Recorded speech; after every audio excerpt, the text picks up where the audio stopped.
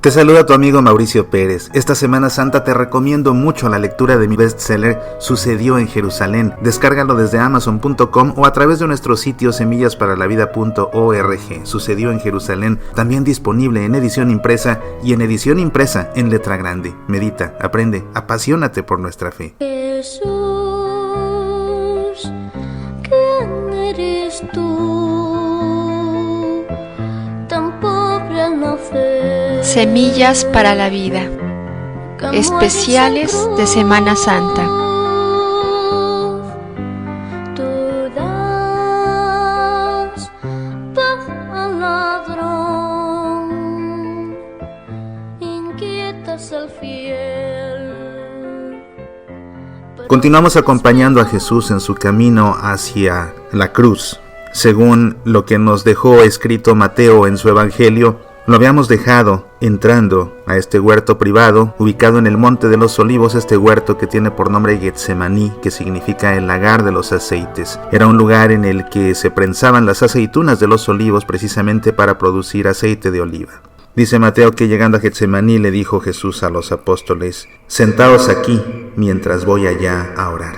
Y tomando consigo a Pedro y a los dos hijos de Zebedeo, comenzó a sentir tristeza y angustia.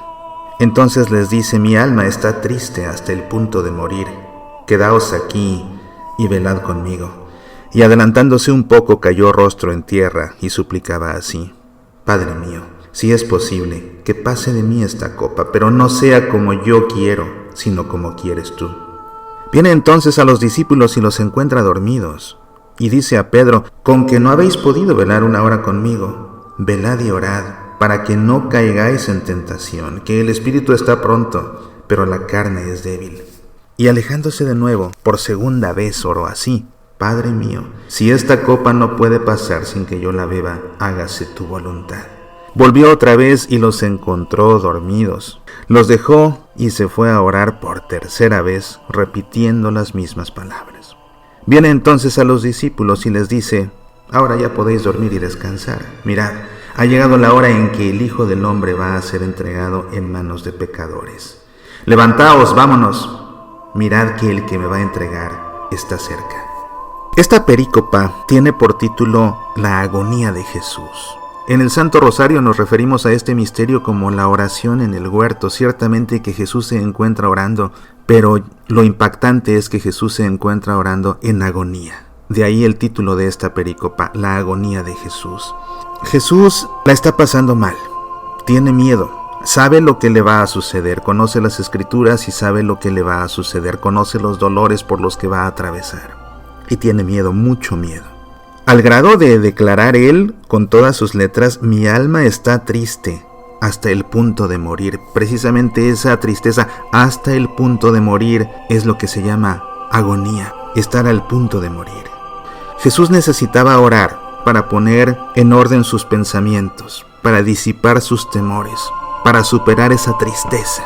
Jesús necesitaba orar a solas con su Padre, pero era tal su tristeza que él, que estaba acostumbrado a orar a solas, necesitaba de la compañía de los tres más íntimos, de los tres más allegados, de sus mejores amigos: Pedro, y dice Mateo, y los dos hijos de Zebedeo, que eran, por supuesto, Santiago y Juan. Pero nos llama la atención aquí, nosotros contemplando de cerca esta escena, agazapados detrás de uno de los olivos, en silencio, viendo lo que sucede, cómo Jesús necesita sentir el cobijo de sus tres más allegados. Pero no solamente su cobijo, Jesús necesita también de su oración. Y por ello les dice: «Quédense aquí y velen conmigo, permanezcan despiertos conmigo, necesito su compañía». Así como el niño pequeño que en una noche de insomnio tiene miedo y le basta con percibir la compañía de sus otros hermanos que duermen en la misma habitación y su presencia los conforta, Jesús necesitaba sentir esa cercanía de sus amigos. Sin embargo, algo que es muy notorio es cómo, a pesar de querer sentir la cercanía de sus amigos, Jesús los deja sentados y se aparta,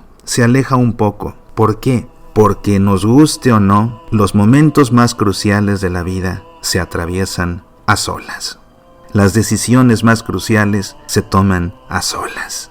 El enfermo que yace en agonía puede estar rodeado de todos sus seres amados, pero últimamente va a morir solo. El enfermo que yace en la cama de operaciones puede estar rodeado de las enfermeras, los médicos y los especialistas, pero atraviesa por ese trance a solas. Y así Jesús, aún sintiendo la compañía de sus amigos, tiene que atravesar por esta agonía a solas. Pero ¿cómo enfrenta Jesús esta agonía? La enfrenta poniéndose en presencia de su Padre, y eso marca una gran diferencia. Jesús se pone en presencia de su Padre y le desnuda su alma. Le revela, le comparte, le declara, le confiesa que se está muriendo de miedo. Incluso le llega a decir: Padre mío, si es posible, que pase de mí esta copa. Incluso el diablo se aprovecha de este miedo que tiene Jesús para tentarlo y disuadirlo, de que desista de dar ese paso definitivo para el cual Jesús se hizo hombre: morir por nuestra salvación. Esta escena que contemplamos es una escena de oración. Nosotros vemos cómo se quedan dormidos los apóstoles a los que Jesús les pidió que se quedaran en vela. Nosotros el Jueves Santo, después de la misa vespertina de la Cena del Señor, vamos a hacer lo mismo. El Santísimo será expuesto para la adoración hasta la medianoche. Y nosotros después de esa misa lo que tenemos que hacer es ir a recogernos ahí en presencia del Señor y permanecer en vela, en contemplación, en oración. ¿Cuántos hay que aprovechan las celebraciones de la Semana Santa, sobre todo el Jueves Santo, como un pretexto para agasajarse con todos sus bocadillos favoritos que suelen vender a las afueras de las iglesias? Lo que Jesús nos pide, como a los apóstoles, es eso: permanecer en vela. Acompáñenme, que tengo miedo, y lo que voy a hacer, lo voy a hacer por ustedes. Esta escena, que es una escena de oración, está caracterizada por dos de las peticiones que Jesús enseñó a los apóstoles a orar en el Padre Nuestro: no caer en la tentación y que se haga la voluntad de Dios. Él le dice a los apóstoles que no se queden dormidos, que recen para no caer en tentación, tal como Él les había enseñado a rezar. Esta oración en el huerto no tiene nada de novedoso. Jesús, cuando enseñó a orar el Padre Nuestro, enseñó la oración por excelencia, y así dos de esas súplicas contenidas en el Padre Nuestro se expresan aquí. Oren para no caer en tentación, porque el espíritu está pronto, pero la carne es débil. Por más que ustedes quieran, el espíritu los va a traicionar si no rezan. Y Jesús eso lo sabe en primera persona. Y gran parte de esa oración que hace a su Padre es precisamente para vencer la tentación de sucumbir en el momento decisivo. La segunda: que se haga tu voluntad en la tierra, así como se hace en el cielo. Y por eso es que las 3 veces que Jesús ora aquí en Getsemaní, le dice a su Padre: pero que no sea como yo quiero, sino como quieres tú, que se haga tu voluntad. La oración que Jesús aprendió de su madre María, porque así es como oraba su madre. Cuando ella no entendía, era lo que decía. Fue lo que le dijo al arcángel cuando le anunció que sería la madre del Hijo de Dios. Ella no entendía nada, entonces su oración fue: fiat, hágase.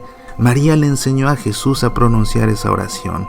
Después Jesús se le enseñaría a sus discípulos cuando les enseñó el Padre Nuestro, y en el momento más crucial de su vida es como Jesús ora a su Padre para superar la tentación y para asumir y aceptar y obedecer su voluntad.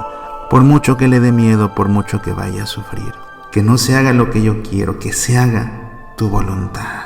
Y no como víctima que va en contra de sí mismo, no. Más bien como el hijo obediente que, a pesar del miedo y a pesar de resistirse, finalmente acepta y asume la voluntad de Dios. No va arrastrado por la fuerza por su Padre. Él acepta y va caminando hacia su destino. Y llama mucho la atención ver a Jesús orando 3 veces y 3 veces pidiéndole a su Padre lo mismo: que se haga tu voluntad. El 3 es el número que simboliza la perfección. Eso quiere decir que su oración fue perfecta. Gran enseñanza para nosotros cuando nos da miedo la voluntad de Dios, cuando no queremos aceptarla, cuando nos rehusamos a aceptarla, cuando tenemos la tentación de rechazarla. Tenemos que orar perfectamente, tenemos que orar 3 veces y 3 veces decirle a nuestro Padre: pero que se haga tu voluntad. No lo que yo quiero, sino que se haga tu santa voluntad. Y solo a través de una oración perfecta es que podremos nosotros, como Jesús, saber aceptar, saber obedecer, saber asumir la voluntad de Dios. Soy Mauricio Pérez, estas son Semillas para la Vida.